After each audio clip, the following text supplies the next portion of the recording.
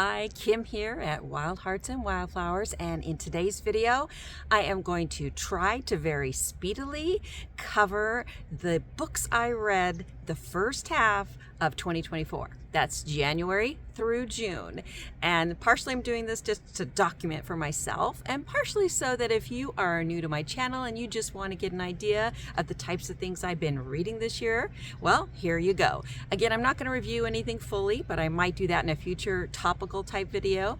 But for now, I'm just going to go through these, I think it's 43 books, and do it quickly, but in a fun way. Now I read a combination of physical books and ebooks, and some of them I own, some I borrow from the library, some I borrow from Kindle Unlimited. So it's quite the combination, and it works because I can read at home, I can read when I'm out and about. And I've been really pleased with how many books I've been able to find at the library and on Kindle Unlimited. So if you haven't tried those out yet, I highly suggest you do. I also read quite the combination of fiction and nonfiction books, and across so many different genres. But from month to month, I might read only one or two genres because I'm definitely a mood reader. Now, if you see me glancing down, I'm just following along in my notebook because there's no way I could remember the titles to all these books. So in January, I read 9 books, 3 nonfiction and 6 fiction. First, Nature's Best Hope, which was published in 2020 by Douglas Tallamy. The subtitle, A New Approach to Conservation That Starts in Your Backyard. I love this book. Very interesting read, not boring at all, not dry. Really actually exciting and empowering, and definitely recommend it. The second book is The Sun Does Shine, An Innocent Man, a Wrongful Conviction, and the Long Path to Justice. This is a memoir published in 2018 by Anthony Ray Hinton, and it was so moving and so interesting. I learned a lot, and very thought-provoking. The third nonfiction book I read was Why We Garden, The Art, Science, Philosophy, and Joy of Gardening by Claire Massett, published in 2023. And this was a shorter book, but it was just very fun to read, very artsy. It had excerpts from poetry. It had scientific stuff threaded throughout. It was just an eclectic mix that was really enjoyable to read if you're a gardener or at all interested in gardening, or even if you just love nature poetry and nature art. Now on to the fiction. One of the few books I read in the first half of the year that I wasn't completely happy with, but I give it maybe 3 stars, was Small Town Big Magic by Hazel Beck. This was published in 2022. It's a book about small town, cozy, magical realism, which I was interested in getting into. And I liked a lot of the elements in this book, especially the found family, the friendships and the strength of them, and some of the character development. But there were some problems with it. And when I went on to read the second book, I actually DNF'd the second book. Moving on, though, to all the good stuff. One of my favorite books of the year, historical romance, actually set in the Regency, but with really interesting storyline and unusual characters, in my opinion. And that is The Work of Art by Mimi Matthews, one of my new favorite authors. This was published in 2019. Loved it. Went on to read a lot more of her books. Next up, 2 books from one of my other favorite genres, time travel, and they are both written by Elizabeth Woolsey. These are The Horse Doctor Adventures, and they are The Travels of Dr. Rebecca Harper, Volume 1, A Matter of Time, and The Travels of Dr. Rebecca Harper, Volume 2, Troubled Waters. This was a very crazy series. Let's just say I find time travel very interesting, but this was really out there. I laughed a lot. It was corny, though. If you've ever watched the really old television show, very successful Western Bonanza, well, when I do a review of this series, you'll learn that this series kind of travels back to Bonanza in a very unusual way. Then I tried another magical realism book, and this one, well, I really loved, and that is The Very Secret Society of Irregular Witches. Now, this book was written by Sangu Mandana and published in 2022. Very successful, popular book, so you've probably heard of it. And so I was eager to read it and not disappointed. I really loved it. Very cozy feel, very found family, and light on the magical realism. I don't mind heavier, but this was just a lot of fun to read, and I'm looking forward to reading the sequel, which just recently came out. Then finally, I read The Mimicking of Known Successes by Malka Older, and there's already a second one out, which I own, and I'm planning to read probably in October. I'll have to reread the first one, though, because it's been a while. These are short books, cozy sci-fi mystery, a blend of 3 genres I love, so just loved this book because it was so different and yet so familiar. So if you're interested in any of those genres, I highly recommend it. All right, in February, I read 11 books, 4 nonfiction, 7 fiction. The first up is Amy Stewart's The Drunken Botanist, Plants That Create the World's Great Drinks. And this was published in 2013, but a very, very fun read. One of those books you can pick up and put down, read in any order, whatever catches your fancy. Now, Amy Stewart has written a ton of books like this. In fact, I just picked up her brand new book about tree collecting, and I'm reading it now. It should finish it by the end of September, but more on that one later. Next up in February is Wintering, The Power of Rest and Retreat in Difficult Times, written by Catherine May, published in 2020. This is a fantastic self-help book that is, well, very restful and very encouraging. Good time to read it right now, actually. Another great book I read in February was Fiona Davison's An Almost Impossible Thing, The Radical Lives of Britain's Pioneering Women Gardeners. It's all about women, and it was so eye-opening and really, really fascinating. I highly recommend it. Next up, the last of the nonfiction was The Book of Difficult Fruit, Arguments for the Tart, Tender, and Unruly by Kate Lebo. This was published in 2021. And this is another book you can read just parts of if you'd like.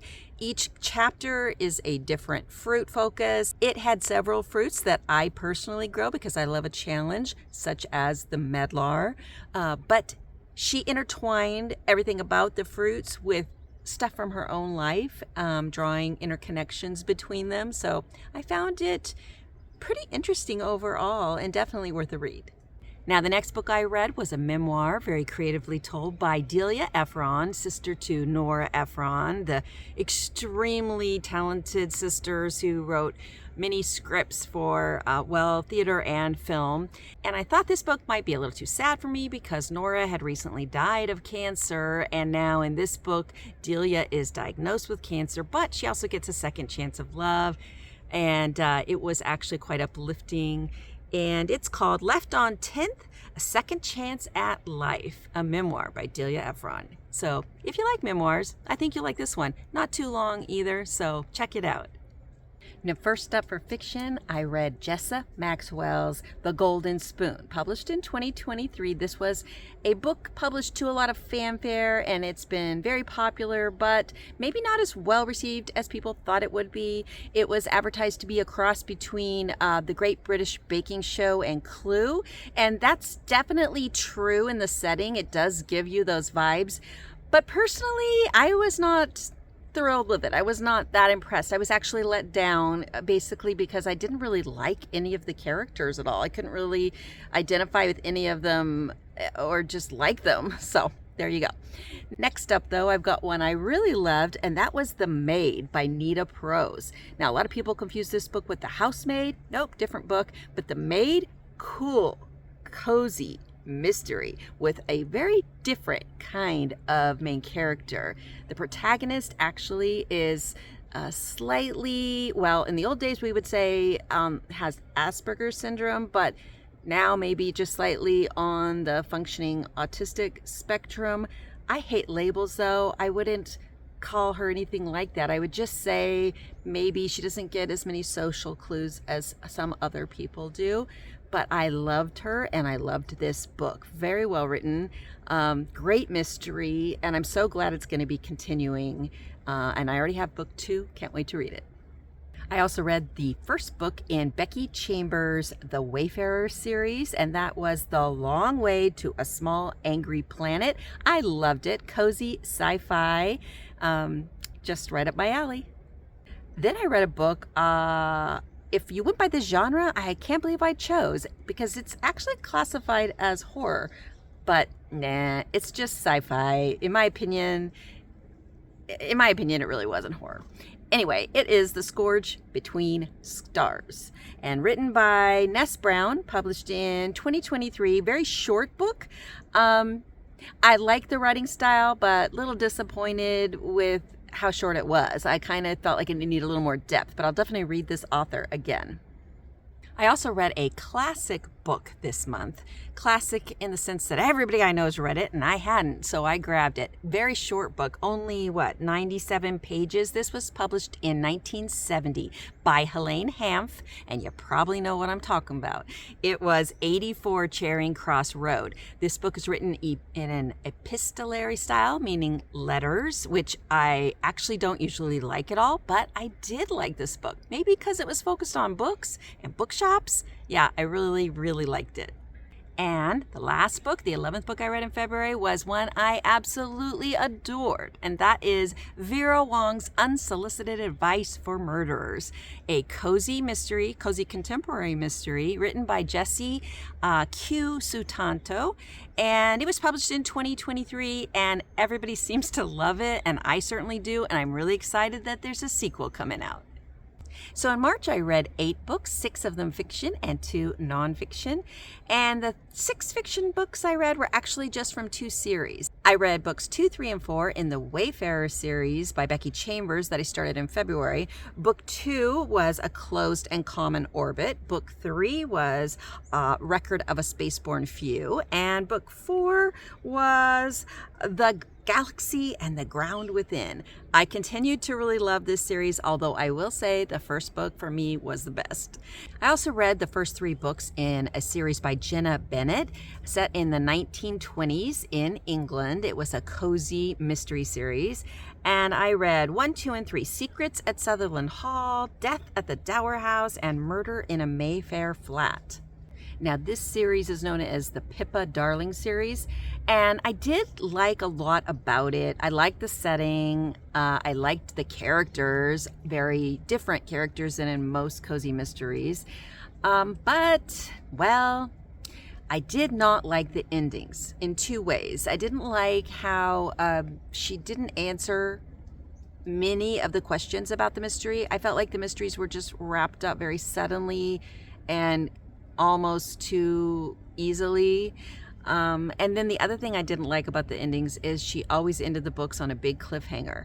And I mean a big cliffhanger, like you have to continue reading. And some people are fine with that. I just don't personally care for it. So I actually stopped reading this series after book 3 when I realized that every mystery was going to be solved that way and every ending was going to be done that way. But that doesn't mean it might not be good for you. Then my 2 nonfiction books. The first one was The Food Explorer, The True Adventures of the Globe-Trotting Botanist Who Transformed What America Eats. This was written by Daniel Stone and published in 2018. Fantastic book. If you love history, if you love, just, I would say trivial, but important trivial facts, if you love gardening, if you love food, this was just amazing. I love this book. It takes a little bit to get into it, but then I was hooked. The other nonfiction book I read, was so good. But if you're not a real history buff, you probably wouldn't like it. I started this for Historathon Quarter 1, which is, real ancient history. And it's called The Shadow of Vesuvius, A Life of Pliny by Daisy Dunn, published in 2005. And it basically follows the young nephew, I believe, of Pliny the Elder. So this is Pliny the Younger, and right about the time that, it begins with the eruption of Mount Vesuvius, and a lot about daily life in that time period. And it was just so good. Really well done, really well researched. So in April, I read 6 books, and they were all fiction. The first one was another Regency romance by Mimi Matthews, set in the same series, the Somerset Stories. So book number 2 is Gentleman Jim. And like the first one, the characters in these Regency romances that Mimi Matthews writes are just not typical, which is why I enjoy them. Speaking of unusual, I then read 2 books by Kate Hartfield, and they would be classified probably as cozy sci-fi time travel, LGBTQIA plus with a steampunk sort of feel. And I did really like them for a different kind of read, and they were Alice Payne Arrives and Alice Payne Rides, published in 2018 and 2019. Finally, I read 3 middle grade books by a fantastic middle grade writer that you probably heard of because she's written so many books, Margaret Peterson Haddix. And I read 2 books in a series that I went on to read all of them, called the Children of Exile series. So I read book 1 and 2, Children of Exile and Children of Refuge, published in 2016 and 2017. Absolutely loved them. Very, sci-fi, dystopian, extremely fun, and she's just such a great writer. I also went back and read one of her very first books, maybe even was her first, not sure, and that was Running Out of Time, published in 1995. This one includes time travel and history, and I just really enjoyed this book. And I went on to read a lot more of Margaret Peterson's books, as you will see, but this one remains my absolute favorite of all of hers. All right, we're up to May, and in May I only read 4 books. I was super busy in May with gardening, but I read the 3rd book in the Somerset Stories by Mimi Matthews, and that was Return to Satterthwaite Court, published in 2023. Again, very enjoyable. I also read the next book in the Children of Exile series by Margaret Peterson Haddix, and that was book number 3, Children of Jubilee, published in, when was it published? 2017. Just as good as the ones that came before it. And then, I read book number 4 in that Somerset Stories by Mimi Matthews, Appointment in Bath, also very good. And then I read a first books in a series, and that was the Ground Rules Cozy Mystery series by Emmeline Duncan. And the title of this one is Fresh Brewed Murder. It was set in Portland, Oregon. Coffee and Portland, Oregon. Great mystery. I really liked book 1. Can't wait to see how this series develops. And now we're in the final month of the first half of 2024, and that's June 2024. Again, still busy getting my garden going. I have a huge garden and a couple of orchards, so, that's just how it is. But I read 5 books, continuing with the Ground Rules Mystery Series by Emmeline Duncan. I read book number 2, which was called Double Shot Death. And I really enjoyed it. Very good, cozy mystery.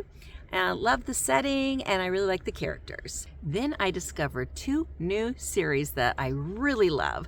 They both mix up genres that I really like. So, you blend them together and they're even better. So the first one is the Dear Miss Hermione mystery series set in, Regency, England. So I'm mixing up cozy mysteries and Regency romance, and the blend written by this writer, very, very good. I really like Anastasia Hastings' style, and I'm looking forward to more in the series. So I read book number 1 of Manners and Murder and book number 2 of Hoaxes and Homicides. These were original plots. I hadn't seen them done before, and I really liked them. The other series I discovered was a series by Kelly Armstrong that blends cozy mystery, time travel, and Regency romance. So this is the Rip Through Time series, and I read book number 1, A Rip Through Time, and book number 2, The Poisoner's Ring. I've already got book number 3 on my shelf, going to be reading it in October and really looking forward to it.